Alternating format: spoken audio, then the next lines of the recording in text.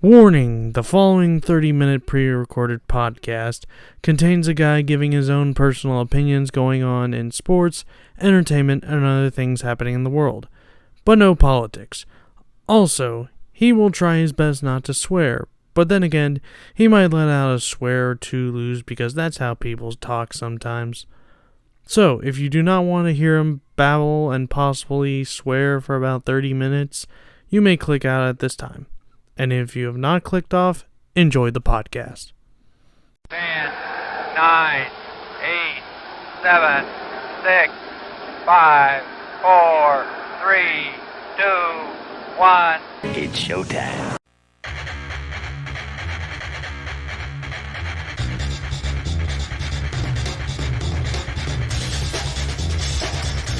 Hello, everybody, and welcome to Colton's Not So White Podcast, the podcast where everything seems to be going good until you find out that your mic just decides to glitch up and totally go to crap on Adobe Audition. So, yeah. You guys might be wondering what in the hell is going on here. Well, I tried to get everything set for my podcast. Everything set. I had my Adobe Audition opened up, my mic ready, getting ready to record this episode. and guess what happened? Just freaking guess what happened. My mic starts to glitch out when I was recording. Well, basically, I was testing to make sure everything sounded correctly. And basically, it just stopped. Technically, it didn't stop. It technically just glitched. So when I spoke into it and heard and then stopped recording. So basically, I was hit record to do a test recording. Then when I went to go back and listen to the recording, it started to skip and, glitch for some reason. I don't know why, but it did. So I tried everything. I tried blowing into the USB port, blowing into the USB cable, because it's a USB mic, and then I started jiggling around with the other side of the USB that connects to my mic. I tried everything, and nothing works. Nothing freaking worked. So now I had to think really quickly, because right now it's almost 2 a.m. again. Yes, I'm recording this at 2 a.m. again. Why? I don't know. I tried to. And this is on a Thursday. Well, actually, right now we're at Friday in the morning.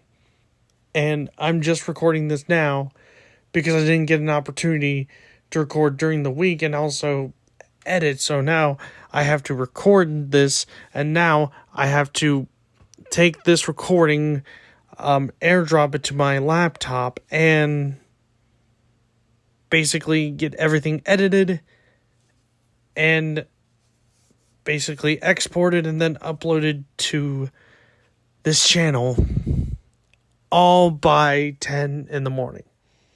Because I released the podcast at 10 a.m. in the morning. And yeah, so I'm on an extremely big time crunch to get this crap out. So yeah, and I'm recording this with my phone. I don't know why I'm recording this with my phone. This is stupid. I don't know why. I should not be recording this with my phone. I should be recording this on Audition. But since my mic is screwing up, I have to record it with my phone. And it sucks. It really, really sucks. And I hate it. I freaking hate it. It's garbage. Well, I'm gonna see if my mic can still record Let's Play videos, but if I can't, oh god, it's gonna possibly delay the fucking Black Ops 2 Let's Play by a whole bunch, and that's not good because I think I have like 2 more episodes to record because I think Black Ops 2 is gonna be really short because I just got done recording the first 3 episodes, and I think either the next episode, which is episode 4, or episode 5 will be the finale. So yeah, Black Ops 2 is pretty short. So yeah. So we could be in for a little bit of a delay here if I can't get my mic fixed. And if not, I'm screwed. So, yeah. So, after I've talked about my mic problems, let's talk about Ohio State versus Minnesota. So, Ohio State, they destroyed Minnesota 42-3. It was amazing. The offense and defense both played very well, especially special teams when Brandon Innes received a punt and then he did a backwards pass to Lorenzo Styles Jr. and he almost took it for a touchdown. That was amazing. Seriously. Jeremiah Smith got a touchdown. I think CJ Donaldson got a touchdown. He had a run in for a touchdown. And Carnell Tate got a 44-yard touchdown. That was crazy. That was a dime. So yeah, it was a pretty good game. And Minnesota, they tried, but they ultimately sucked. Big time. So yeah. So this week, and yeah, I only had a few things to say about the Ohio State-Minnesota game. So, yeah. Ohio State won.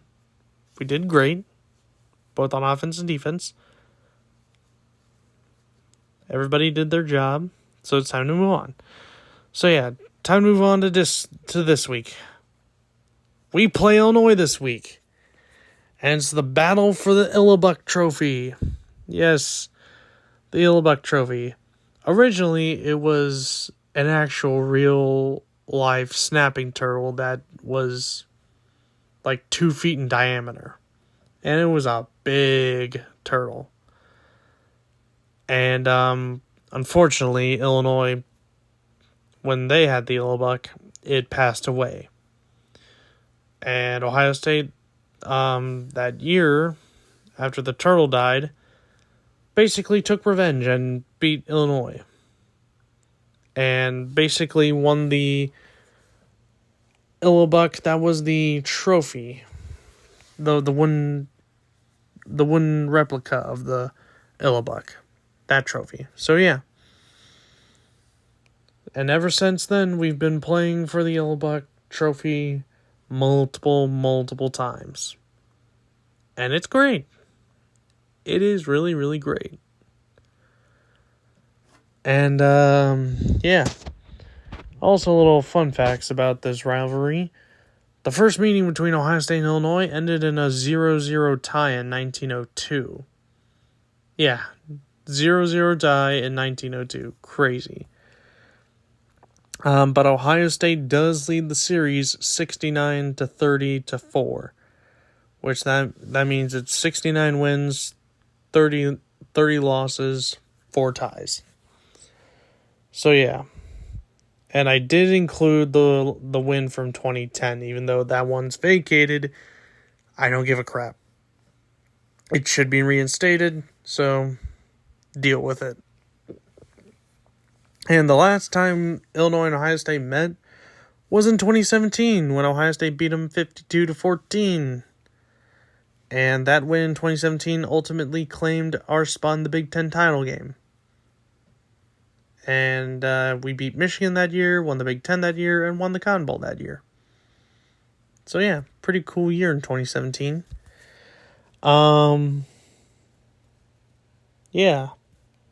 And then we tried to play Illinois in 2020, but due to COVID, we couldn't play Illinois. So, yeah. So now, 8 years later, we're finally playing Illinois. And here's a crazy fun fact. Every single time that Ohio State and Illinois has played when they're both ranked, Illinois has won all the matchups. But history can change. So, if we go into Illinois and beat Illinois, which it should happen, if not, I'm going to be incredibly sad, that means Illinois' little streak of beating us ranked while they're ranked is over. And that should be good for us. So, yeah. I'm hoping Ohio State wins. They just got to play like they've been playing all, I say about, well, they got to be playing like they played against Texas, Grambling State, Washington, and Minnesota. So, yeah. Ohio, they struggled a bit. So, don't struggle like in the Ohio game. Play like the 4 games I had just said about. So, yeah. All right, in other college football news, Penn State lost to an 0-4 UCLA team. An 0-4 UCLA team is crazy. Penn State let them score 42 points. Jim Knowles is making a difference at Penn State by getting scored 42 on. And that loss made them unranked. That was so funny. Seriously, they went from losing a tough game to Oregon in double overtime to losing to an unranked and winless UCLA team. Like, what? How does that happen? Usually when you go up a winless team after a loss, you beat that winless team. But nope, not Penn State. They just find a way to lose somehow. And honestly, I'm going to bring up something that actually caught my attention.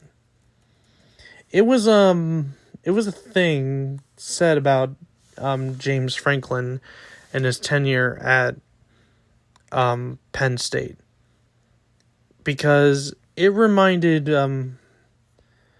one fellow YouTuber, and I'm going to try and find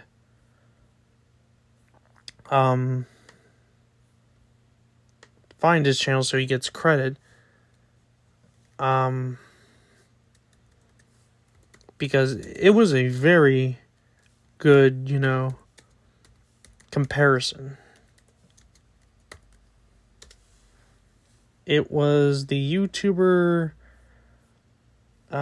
where is it? I know it's somewhere. Like, I literally say this channel, like, bro, where is this dude's channel? Okay, here we go. Finally. Usually, when I'm recording these things, I have my phone with me so I can pull up stuff. But now, since I'm basically micless and Adobe Auditionless, I can't really do that. So, yeah. That sucks. It sucks big time. So, hopefully I can get my stupid freaking mic fixed and stuff. Okay, here it is. Red5478. He made a comparison to James Franklin, which I thought was pretty spot on. He said that James Franklin reminds him of John Cooper at Ohio State. Now, that honestly is a spot on, thing. Like a spot on comparison. Because James Franklin he has tried to bring Penn State to, national prominence and also trying to be an elite program and also win national championships. But what has this led to? Somewhat successful. Kind of like John Cooper, somewhat successful. Because right now, James Franklin, he's in his 12th season, I believe. I think he's in his 12th season. Again, gotta do the whole... I gotta look up stuff through my computer because, again, my mic doesn't work and stuff. So I gotta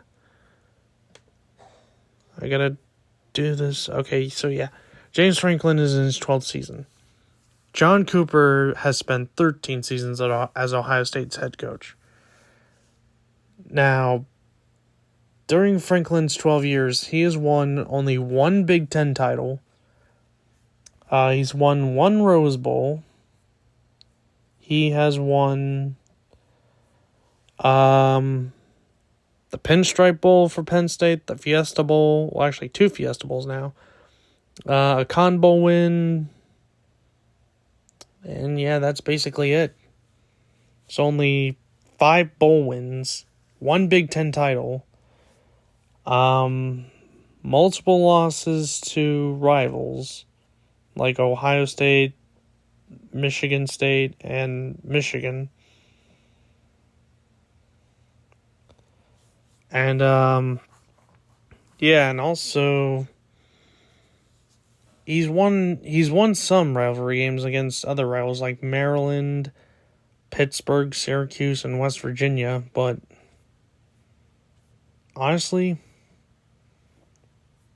if he doesn't, win a national championship, his days as Penn State's head coach could be over, seriously. If Penn State does not win a national championship, fans of Penn State are going to call for his job. Just like how, people wanted John Cooper's job because he didn't win a national championship. He could win,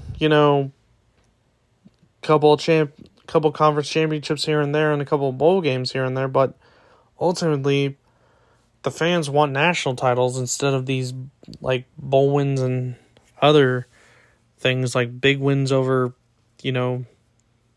maybe other Power 5 teams and other conference rivals, but in the end, you got to win that natty. That's the most coveted of, freaking college football, the most coveted title to have in college football. So yeah, if James Franklin gets to season 13 as Penn State's head coach, it's probably going to be his last. So James Franklin's going to have to figure out something to get him to a national championship. To get himself to a national championship and Penn State to a national championship. Because if not, he's kind of screwed. So yeah. Other news happening in the world of college football. Florida beat the Gators. Florida beat the Gators. What am I talking about? Jeez. See, this is why you don't record podcasts at 2 a.m. Make you lose your mind. And I hate losing my mind. It sucks. The Gators, the Florida Gators, they beat Texas, and now Texas is unranked. And I'm shocked. I am literally shocked. I didn't think Florida had a chance. Seriously. I didn't think Florida had a chance. But somehow they were able to beat Texas and they didn't just saw off their horns. They bit off their horns. They gator chomped off their horns. And that was crazy. Seriously. Texas and Penn State go down to unranked teams in their conference. That's insane. It's insane. but we love it. And speaking of losing to teams that are unranked and in your conference, Iowa State, ranked 14th in the country, got freaking elbow dropped by Cincinnati. Huh.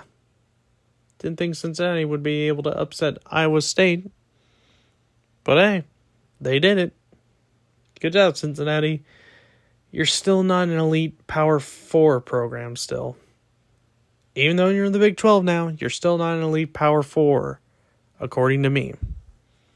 Yeah, sure, you beat Iowa State, but can you really even be a contender for the Big 10, not the Big 10, but the Big 12 championship? The answer is no. You are not a contender. You are a pretender. So yeah. And then Alabama went up against Vanderbilt. It was tied at halftime, but they just walked away with the W. They basically handled Vanderbilt in the second half and got a W. So Alabama, they avenge last year's loss and got a W, and Alabama is now back in it for the SEC championship. Maybe, who knows? All depends if they play good this week. All right, folks. Now it is time for high school football week 8. Last week I went 15-5. Pretty nice. And I got the game of the week right. So that's good. That's pretty good. Before we move on with the high school football picks, I want to whoops, I dropped my pencil. Darn it. I want to bring something up. So recently, in the news, I got a update on one of the games that I predicted. And it was the St. Vincent St. Mary's versus Harvest Prep game. Number 18 Harvest Prep against St. Vincent St. Mary's. Unfortunately, that game is not going to be played because members of the St. Vincent St. Mary's football team have been injured and do not have enough players to play the game, so they have officially canceled it. So that is a no contest game. So yeah, so my prediction will not count towards my record for this week. So, but we have 1, 2, 3, 4, 5, 6, 7, 8, 9, 10, 11, 12, 13, 14, 15, 16, 17, 18, 19 other games. So, went from 20 to 19 real quick. Okay. So yeah, 19 games including the game of the week. And it all starts right now with the first game. Number 20 Bishop Hartley versus number 1 Bishop Watterson. Bishop Watterson back on top right now as the number 1 team in Columbus. And I'm going to pick them to beat Bishop Hartley. So Watterson over Hartley. Next game is going to be Ontario versus Shelby. I'm going with Shelby. They're number 3 in Columbus. I believe they're going to win that one. All right, number 4, Pickerington Central against Groveport Madison. I'm going with Pickerington Central. Westerville North versus Big Walnut. Number 5, Big Walnut. I'm going with Big Nut. Because Westerville North, last week they lost to Westland. And I was like, wow. They lost to Westland? I didn't think that was possible. But they did lose to Westland, so obviously they're not going to win against Big Walnut. So Big Walnut over Westerville North. All right, we got number 25 Grove City against number 6 Pickerington North. I'm going to go with Pickerington North. Hilliard Darby versus number 7 Olentangy. I'm going to go with Olentangy. Now we got an undefeated Jonathan Alder team against the number 8 London high school football team. Yeah, it's crazy. Jonathan Alder is undefeated. London's undefeated. It's a conference game. It's a rivalry game. But it's not my game of the week. Crazy enough. But I'm going to go with London over Jonathan Alder on this one. Westerville Central against number 9 Gahanna Lincoln. handling, and there's no way Westfield Central is going to win this one. It's going to be a blowout. Number 10, Canal Winchester against Logan High School. I'm going to go with Canal Winchester. All right, next one is River Valley versus number 11, Galleon. I'm going to go with Galleon. Next game, number 13, Worthington Kilbourne against Kip Columbus. I'm going with Worthington Kilbourne because Kip Columbus, I've seen them play football, and they just have not been able to have any success whatsoever. So I'm going with Worthington Kilbourne to defeat Kip Columbus by a lot. It's going to be a lot. Number 14, Olentangy Liberty against number 23, Hilliard Bradley. Number 14, Olentangy Liberty against number 23, Hilliard Bradley. I'm going to go with Olentangy Liberty. The next game, we got New Philadelphia versus number 15, Lexington. I'm going to go with Lexington. All right, number 16, my alma mater, Westerville South, against number 24, Westland. I'm going to go with Westerville South. I think they will do better than Westerville Central when they play Westland. So I do believe South is going to play very well against Westland and will get the W. But it's going to be close, probably by a field goal. All right, the next game we got number 17, St. Francis de Sales against St. Charles. I'm going to go with St. Francis de Sales. Next game, number 19, Licking Valley against Granville. I'm going to go with Licking Valley. Next game, Highland High School versus number 21, Clear Fork. I'm going with Clear Fork. Columbus Academy versus number 22, Buckeye Valley. I'm going to go with Buckeye Valley. All right, and here we go with the game of the week. This week's game of the week is number 2, Olentangy Orange versus number 12, Upper Arlington. Now, Olentangy Orange, they have been phenomenal this season. Truly phenomenal. And, you know who else was phenomenal? Upper Arlington. They've always been phenomenal in football. So, you got 2 really good football teams. Only one can win. And I think that Olentangy Orange, they have proven themselves to be true contenders in the state championship. And if they win against Upper Arlington, they are definitely favorites to win the state title this year. So I'm going to go with Olentangy Orange to beat Upper Arlington in a close one, though. I'm going to say by at least a point. So Olentangy Orange beats Upper Arlington close by a point. So, yeah. And that is my pick for Game of the Week and all my picks for this week. Hopefully I can go 19-0. If not, it's probably going to be 15-4 again. Or whatever. So, yeah. Alright, so before I get out and start editing this podcast and, try to remain calm and stuff, here are my games for you guys to watch this weekend. So, for college football. So, obviously, the obvious first one is Ohio State versus Illinois. It's a rivalry game. It's a battle for the Illabuck. It's a ranked matchup. I think Ohio State will win. I hope they win. They just got to be playing like how they've been playing. Controlling the game. Getting that early start.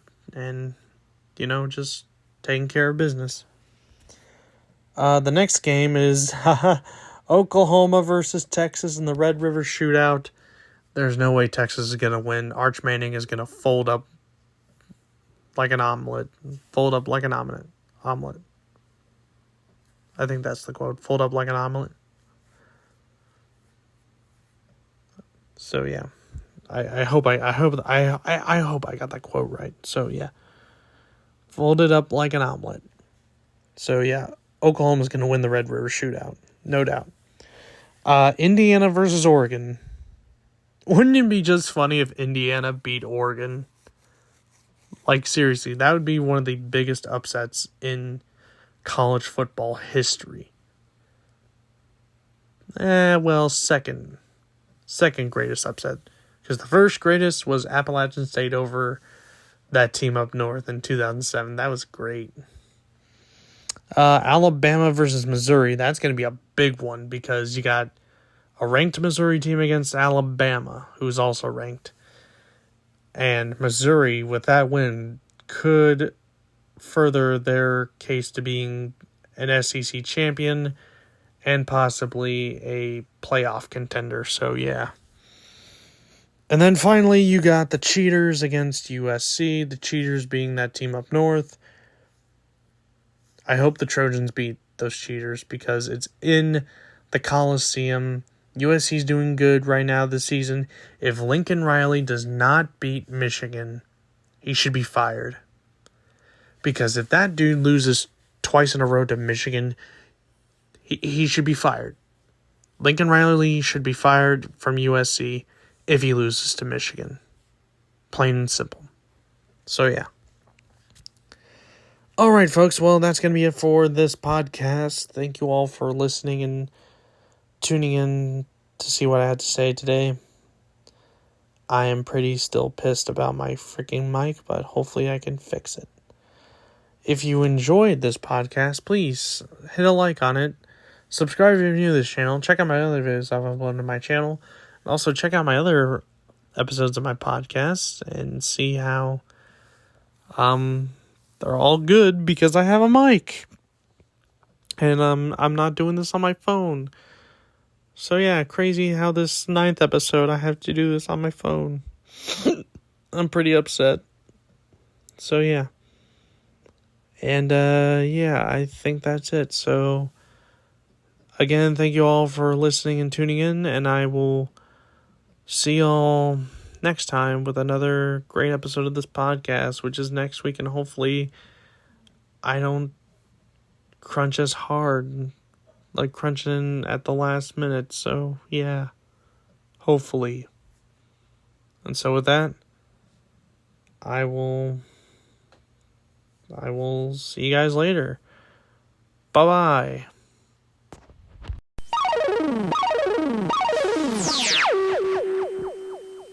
Disappointed.